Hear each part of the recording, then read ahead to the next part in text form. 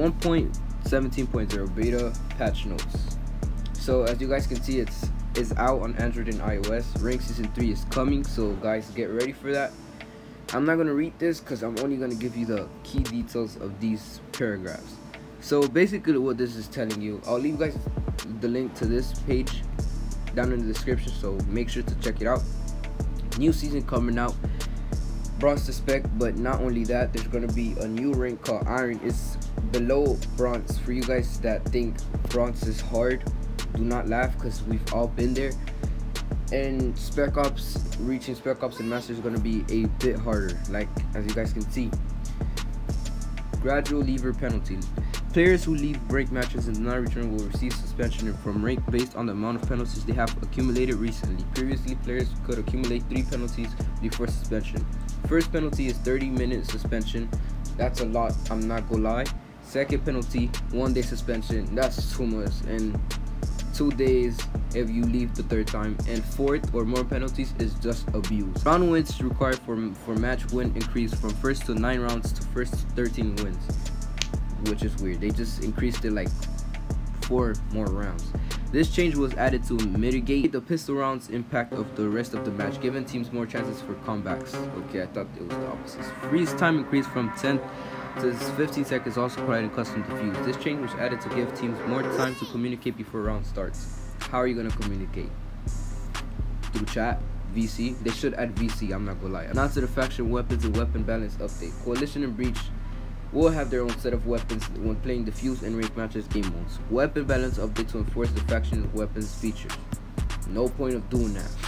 Alright, for assault rifles, Coalition will have M4 and AUG. AUG, whatever you guys call it. The Breach weapons will be AK-47 and SG-551. The shared weapons will be SA-58 and HK-4170. Onto the SMGs. The Coalition weapons MP7 and P90. The Breach weapons will be MP6 and Vector. And the shared weapons will be the MP5, which no one is going to use unless you're equal. The shotguns. Coalition weapons FP6. The Breach weapons M1887. The shared weapons Super 90. Snipers. Coalition weapons SVD. Breach weapons M14. So I suggest you not to buy sniper when you're in Breach. But the shared weapons are going to be TRG-22 and Eurasia. Eurasia is the best weapon. You guys already know it for snipers. For pistols, Coalition weapons will be XD.45. The Breach weapons, dual MTX. Shared weapons, P250, GSR, MR96, and Deagle.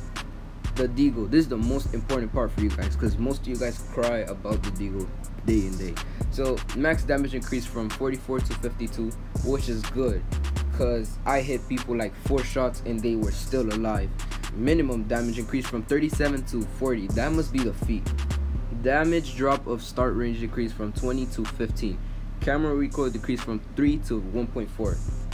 Spring recoil animation system. Replace weapon recoil animations with a procedural spring system. This was done to make wagon firing look more dynamic and smooth, as the new system doesn't suffer from animation, clipping, or blending issues, and allows us to introduce a little bit of more randomness into the animations. Replace view model bobbing animations with more realistic ones, because they really need that, because honestly those animations are dog.